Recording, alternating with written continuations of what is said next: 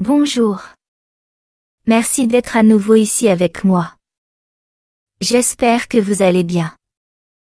Je suis Marie Soireau. Avant de commencer avec le sujet d'aujourd'hui, gardez à l'esprit que la Kabbale sur Terre utilise l'effet combiné de nombreux programmes et mécanismes de contrôle, et non les effets d'un ou de quelques moyens, seulement pour contrôler la population humaine. C'est l'effet supplémentaire de plusieurs qui amène les gens à se déplacer dans la direction souhaitée par les contrôleurs de la Terre, lorsqu'ils interagissent avec la population humaine, à partir de nombreuses actions combinées qui ne sont apparemment pas liées. Et la musique ne fait pas exception à cela. Nous connaissons tous les énormes bienfaits thérapeutiques de l'écoute de la musique. Cela peut changer notre humeur. Cela peut nous aider à nous concentrer lorsque nous devons travailler ou faire d'autres choses avec nos mains. Et cela nous aide certainement à méditer lorsque nous choisissons le bon type de méditation. Nous pouvons décider quel type de musique écouter, en fonction de notre humeur du moment et de ce qui est approprié pour nos activités. Par exemple, j'utilise toujours la musique pour m'isoler de ce qui m'entoure lorsque j'écris pour ma chaîne YouTube. Comme je l'ai expliqué tant de fois auparavant, la fréquence et les vibrations sont tout dans cet univers. Et même la matière se manifeste à partir d'une énergie potentielle en quelque chose de solide, en utilisant ce qu'on appelle les harmoniques d'une fréquence, qui décide où et quand une crête se développera dans un milieu. Comme l'éther, qui agit à peu près comme l'eau, et dans lequel une particule se développe comme une onde stationnaire.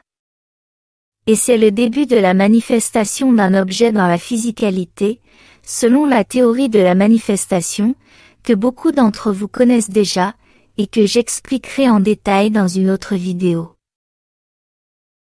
La plupart d'entre vous qui m'écoutez, savez que presque tout sur Terre est contrôlé par des sociétés qui, à leur tour, sont gérées par les sociétés secrètes de la Kabbale qui contrôlent la Terre. Et l'industrie musicale ne fait pas exception. Il contrôle non seulement qui pourra publier sa musique, et qui deviendra une célébrité. Mais il contrôle également, exactement quelle musique, paroles et tout, est publiée, ainsi que où et quand. La Kabbale, et son industrie musicale, promeuvent et poussent de manière agressive certains types de musique auprès du grand public, en utilisant ces médias contrôlés. Et les jeunes générations sont celles qui sont les plus faciles à influencer avec les tendances qu'elles imposent. En contrôlant quel type de musique, et en utilisant ces caractéristiques uniques, ils peuvent guider la mentalité, et même l'intelligence de ceux qui écoutent le type de musique qu'ils promeuvent comme tendance. Cela explique pourquoi ces dernières années, certains disent même les dernières décennies, la musique populaire est terrible. Généralisée. Ou celle que les masses écoutent, est presque dépourvue d'harmonique, et donc de vibrations positives. Alors que la Kabbale diffuse un certain type de musique remplie de fréquences destructrices et disharmonieuses, elle empêche la population de développer un lien fort et positif avec sa véritable nature spirituelle. Au point que cette musique bon marché et mal faite, favorise en fait des sentiments d'irritabilité, de colère, et d'agressivité chez celui qui l'écoute, et encore plus chez celui qui l'utilise régulièrement. Avec cela, créant une séparation et un isolement de la source, cela favorise également le parasitage et l'exploitation de l'énergie des entités sombres astrales inférieures. Car la fréquence existentielle et les vibrations des gens sont plus proches des leurs, après avoir écouté un certain type de musique ou de son. Dans un sens très vrai, la musique que vous écoutez, crée qui vous êtes. Et observer le type de musique que quelqu'un écoute, est une indication claire de qui il est. Cette affirmation est presque douloureusement évidente, même s'il existe d'autres facteurs qui déterminent quelle musique chaque personne préférera.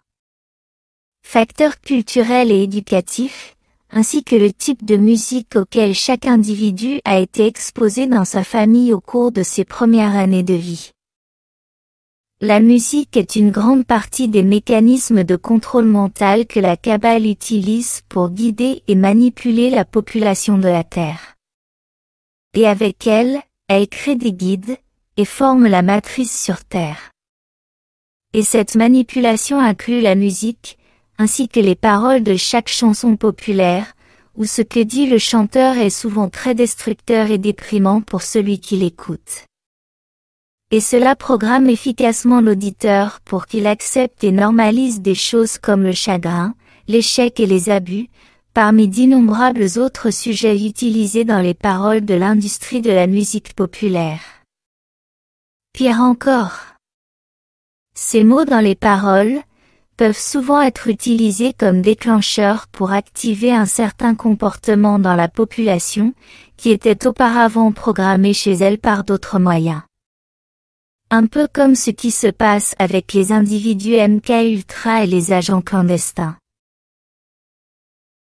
À un moment donné, dans un passé plus ou moins récent, la tonalité utilisée pour accorder les instruments de musique est passée de 432 Hz à 440 Hz, moins harmonieuse. Alors que de nombreux amateurs de musique considèrent qu'avec l'accordage à 432 Hz, le son est plus harmonieux pour les oreilles, car il induit une expérience plus spirituelle et émotionnelle. Parce qu'en utilisant 432 Hz, de nombreuses régions de l'hémisphère droit du cerveau sont davantage stimulées, favorisant une expérience plus riche qui inclut des sentiments accrus de l'imagination, et favorise la créativité.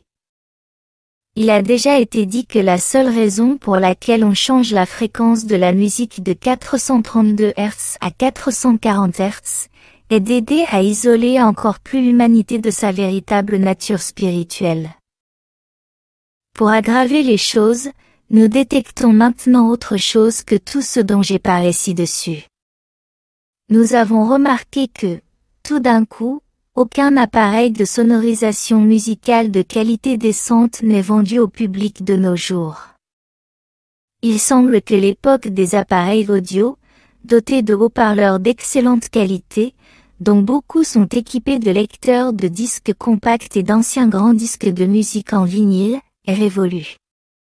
En recherchant des appareils sonores destinés à la vente au public, tout ce que nous pouvons trouver, à quelques exceptions près et douteuses, ce sont des tours sonores, comme on les appelle, qui sont apparemment toutes des appareils monorails. Nous trouvons cela étonnant, car il semble que les gens ne s'intéressent soudainement plus au son stéréo. Quelle que soit la qualité d'un appareil doté de gros haut-parleurs et de tweeters, son son ne sera jamais aussi bon que s'il jouait en stéréo. Et même si l'un ou l'autre modèle spécifique de ces tours de son, vendu au public, est réellement stéréo, il ne sera pas non plus suffisant, simplement parce que ces haut-parleurs sont placés trop près les uns des autres pour pouvoir créer un effet stéréo sonore décent. Il semble que les gens ne s'intéressent plus à tout ce qui sonne vraiment bien, privilégiant la connectivité aux appareils Bluetooth, principalement à leur téléphone portable et à la musique numérique qu'ils contiennent. Musique de différents niveaux de qualité, pour la plupart très médiocre, et donc dépourvue de véritables effets positifs et bénéfiques sur l'individu. Encore une fois, je généralise. On peut affirmer que les gens peuvent toujours écouter de la musique en stéréo avec leurs écouteurs, et apparemment, c'est exact. Le problème ici est que les écouteurs transmettent uniquement la musique et ses vibrations à l'oreille de l'auditeur et ne lui donnent pas la possibilité de baigner tout le corps dans ces fréquences bénéfiques. Des enceintes de bonne qualité font vibrer tout le corps de l'auditeur au rythme de la musique. Ces fréquences le traversent, programmant chaque cellule et toute l'eau du corps de l'individu, pour se conformer à l'influence vibratoire élevée d'une bonne musique positive. Le corps a également besoin d'écouter la musique, afin de bénéficier pleinement de ses fréquences nourrissantes et curatives. Il faut qu'il vibre avec lui. De plus, et comme je l'ai expliqué dans plusieurs de mes vidéos sur le paranormal, les entités astrales inférieures et les désincarnés sont tout autour des gens et tout le temps, dans une soupe de fréquences et de réalité et de densité entremêlées. Les entités à faible vibration, qui sont celles qui interfèrent le plus souvent et influencent négativement nos vies, n'aiment logiquement pas la musique à haute vibration, c'est-à-dire les fréquences vibratoires élevées. Une bonne vibration élevée, une musique qui élève spirituellement, est très toxique pour elles, et elles ont tendance à s'éloigner de l'endroit où la musique est jouée. Une bonne musique à haute vibration, jouée de préférence à 432 Hz, est un très bon moyen de nettoyer un lieu des entités sombres, car elle les effraie. Si la bonne musique n'est plus diffusée via de grands haut-parleurs de bonne qualité, les entités sombres de l'astral inférieur auront plus de facilité à envahir une maison ou tout autre endroit. Ceci a été étudié de près par les Taïgétiens, qui possèdent une technologie suffisamment élevée et suffisamment sensible pour détecter et voir comment ces sombres entités astrales inférieures fuient la zone lorsque de la musique est jouée. Comme on pouvait s'y attendre, de nombreux types de musique populaire favorisent, en fait, les attachements et les infestations d'entités, car tout dépend des correspondances de fréquences et de ce qui correspond à chaque type d'être ou de personne. En général, il ne s'agit pas tant de savoir quel genre de musique est le bon positif, en laissant de côté les paroles, cela dépend beaucoup plus de l'effet qu'elle produit sur l'auditeur. Et cela signifie que l'interprétation que chaque conscience donne à ce que, il ou elle écoute, c'est ce qui est important.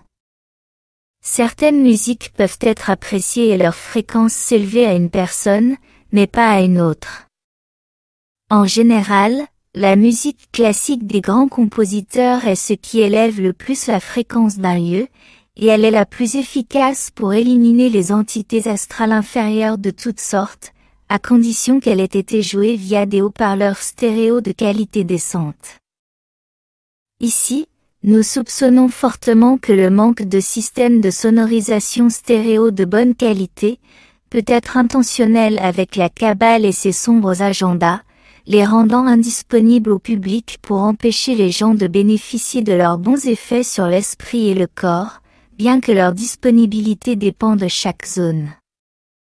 Nous n'adhérons pas à la théorie selon laquelle ce sont les gens qui ne sont plus intéressés par l'achat d'appareils audio stéréo de bonne qualité, qu'il faut réparer et à la maison, mais qui préfèrent écouter leur musique sur leur téléphone portable, apparemment plus pratique, et ce pour la plupart sur des écouteurs avec un son de mauvaise qualité, peut-être en raison des exigences de la vie moderne. Les gens peuvent peut-être encore écouter un son stéréo de bonne qualité à l'intérieur de leur voiture et véhicule, mais ces deux-là sont attaqués par la cabale qui promeut fortement la suppression de tous les transports privés pour le public, imposant à tous d'utiliser les transports publics dans le pays. Tout sur Terre est contrôlé, et cela ne constitue certainement pas une exception. La suppression des appareils et équipements stéréo de bonne qualité favorise les infestations d'entités sombres et favorise également les problèmes de santé dans la population en général, car les bienfaits du son, de la fréquence et de la musique pour le corps et l'esprit sont largement sous-estimés sur Terre. Contrairement à tout cela dans d'autres cultures plus avancées, la fréquence, les vibrations et le son, qui sont essentiellement de la musique, sont utilisés comme mécanisme de guérison très efficace pour presque tous les maux. Les disques compacts peuvent donner un très bon son, lorsqu'ils sont joués avec de bons haut-parleurs. Mais en ce qui concerne la fréquence, les vibrations et leurs avantages, les bons vieux disques vinyles sont les meilleurs d'après ce que j'ai pu rechercher, car ils sont tous axés sur les vibrations au fur et à mesure que les aiguilles des appareils audio le font le long des rainures des disques. Les vieux magnétophones peuvent également être bons en fonction de la qualité de l'enregistrement. Et cela vaut aussi pour la musique purement numérique, car la qualité de chaque enregistrement varie beaucoup. N'oubliez pas d'écouter la musique que vous aimez le plus, même si ce n'est qu'avec des écouteurs. Et si vous avez la chance de posséder un équipement stéréo, prenez-en soin, car il n'est peut-être pas facile à remplacer, même si sa disponibilité dépend de chaque région. Merci d'avoir écouté ma vidéo, de l'avoir aimée, et de vous abonner pour en savoir plus. Je l'apprécie beaucoup et j'espère vous voir ici la prochaine fois. Avec beaucoup d'amour. Votre amie, Marie Soireau.